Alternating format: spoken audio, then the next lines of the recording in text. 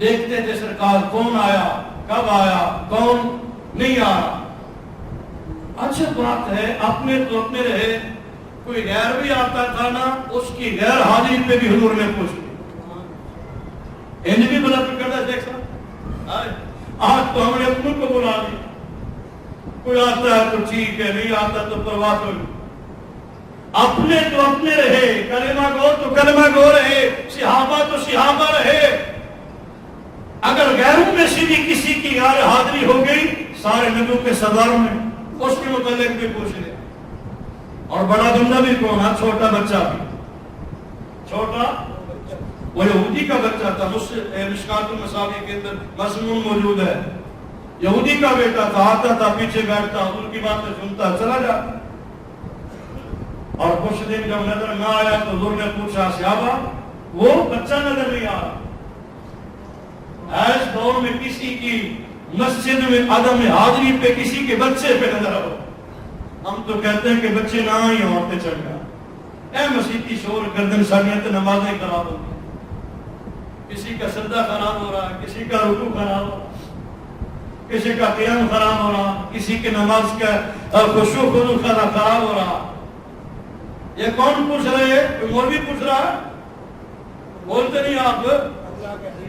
اے سارے نبیوں کے سردار پوچھ رہے ہیں۔ وہ یہودی کا بچہ جب پتہ چلا کہ بیمار ہے، صحابہ نے بتایا اس کی عدم حاضری کا سبب اس کی بیماری ہے، حضور وہ لاچار ہے، بیمار ہے، اس وجہ سے نہیں آ رہا۔ تو پھر سن کے حضور خاموش نہیں ہوئے، فرمایا اچھا بیمار ہے تو پھر چلو اس کو پوچھنے چلتے، جہاں سے ٹیٹس دے کے جاتے ہیں۔ میں تے اچھا بندہ تے او ماڑا بندہ، میں اودے بوئے تے ٹر گیا تے پھر میری تے توہین ہو گئی، نہیں کرنا بیان صاحب۔ یہ کیا ہے تیرا سٹیٹس؟ امام الانبیاء کے سٹیٹس پہ ذرا غور کر، تیرے پاس کیا ہوگا؟ تو سرگودے کا مالک ہوگا، اب پورے پاکستان کا تو مالک ہوگا۔ یہ وہ نبی ہے جن کے اشارے پہ ڈوبا سورج واپس پلٹتا ہے، ایسے سٹیٹس ہے حضور کا جن کا اشارہ ہو تو چاند کا کلیجہ چل جاتا ہے۔ مقام دیکھ امام الانبیاء آتا جن کی بارگاہ میں پتھر بھی سلام کرتے ہیں، درخت بھی جڑوں پہ چلتے ہوئے عقیدت سے سلامت کرتے ہیں۔ سٹیٹس اتنا، مقام اتنا عرفہ اور اعلیٰ ہے، اور ایک یہودی کے بچے کی عیادت کے لیے حضور تشریف لائے۔ اور ممکن ہے کسی نے سوچا بھی اس دور میں تو سرکار نے ان کی بھی پرواہ، چلو پوچھنے واسطے چلیے، دروازہ کھڑکایا تو وہ یہودی بھی ہے، ہم ان کے دین کی مخالفت کرنے والے، ان کو مجنون کہنے والے، دیوانہ کہنے والے، اور یہ میرے بیٹے کو پوچھنے آگے۔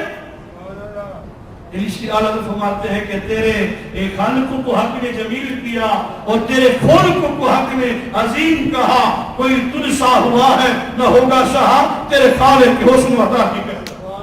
آپ جیسا نہیں آنا اس کائنات کے اندر، آپ بہت بڑے عظیم اخلاق حسنہ کے حامل ہیں۔ تو سرکار تشریف لے گئے، اس کا باپ بیٹھا تھا اپنے بیٹے کے سرانے تورات پڑھ رہا تھا، جیسے ہمارا مرنے کے قریب ہو حضور کا فرمان ہے سورہ یاسین کی تلاوت کرو، روح نکلنے میں آسانی ہو، سورہ ملک پڑھو، سورہ سجدہ پڑھو، کلمہ شریف کا ورد کرو، کلمہ شہادت کا ورد کرو، درود پڑھو۔ تو وہ بیٹے کے سرانے بیٹھ کے تورات پڑھ رہا تھا، سرکار نے وہ منظر دیکھا اور اس بندے سے پوچھا حل وجدت فی التوراۃ اسمی، اور تورات پڑھنے والے بتا اس تورات کے اندر میرا بھی کہیں تذکرہ ہے؟ وہ یہودی تھا، اس نے کہا ہاں کرنی ذکر نہیں، وہ تمہارا اس کتاب میں کوئی ذکر کو نہیں۔ اچھا تم یہ بتا اس میں میرے قرآن کا ذکر ہے؟ نہیں، قرآن کا بھی کوئی ذکر نہیں ہے۔ اچھا یہ بتا اس میں میرے دیش شہر مدینہ کا بھی ذکر ہے؟ اس نے کہا نہیں، اس میں مدینے کا بھی ذکر ہے۔ یعنی تریے گننا دا اس بندے انکار کر دے۔ اب حضور پوچھ رہے تھے، باپ شرانے بیٹھا تھا، بیٹے پہ چادر پڑی ہے، وہ قریب المرگ ہے، یہ گفتگو بیٹے نے بھی سنی، اتنے جوش میں آیا، اس نے چادر اتار کے دے ماری، اٹھ کے بیٹھا، جسم کانپ رہا تھا، وہ کہتا حضور اللہ کی قسم میں آپ کا جھوٹ بول رہا ہے، اس تورات کے اندر آپ کا بھی ذکر ہے، آپ کو نازل ہونے والا قرآن کا بھی، اور آپ کے مقدس دیش شہر مدینہ کا بھی ذکر ہے۔ تینوں باتوں کی صداقت اس نے بیان کی. ان جملوں پہ رب نے کیا دیا؟ وہ تھا تو یہودی کا بیٹا، مرنے کے قریب تھا، اللہ نے اس کی زبان پہ نبی کا کلمہ جاری کر دیا. ادھر نبی کا کلمہ زبان پہ جاری ہوا، رونے کر گئے. بچہ اللہ کو پیارا ہو گیا. حضور نے صحابہ کو فرمایا صحابہ دیر دور، فرمایا اس کو اٹھاؤ، اب یہ ہمیشہ کے لیے ہمارا ہو گیا. اب یہ ہمیشہ کے لیے ہمارا ہو گیا. لفظ ہمیشہ پہ ذرا غور کرے. بات صرف قبر تک نہیں جاتی، بات صرف غسل اور کفن تک نہیں آتی، بات صرف ہمارے جنازہ تک نہیں آتی. اب یہ ہمیشہ کے لیے ہمارا ہو گیا. جس نے نبی کا کلمہ طیبہ پڑھا اور امام الانبیاء سے غلامی کا دم بھرا اور شریعت مصطفیٰ سے وفا کی، حضور اشارت میں فرما رہے ہیں وہ کسی اور کا نہیں، وہ دنیا سے مصطفیٰ کا ہو کے جائے. مصطفیٰ کی غلامی اس کا نصیب ہو جائے گی. جو محبوب غیروں کو اتنی محبت دے، وہ محبوب اپنوں کا کتنا خیال فرماتے ہوں گے.